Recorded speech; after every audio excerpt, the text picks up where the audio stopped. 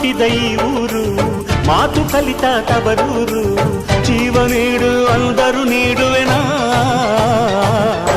ಹೇರುಕ್ಕಮ್ಮ ನಮ್ಮ ಊರಮ್ಮ, ಹೇರುಕ್ಕಮ್ಮ ನಮ್ಮ ಮಾತೆ ಮಾತಮ್ಮ.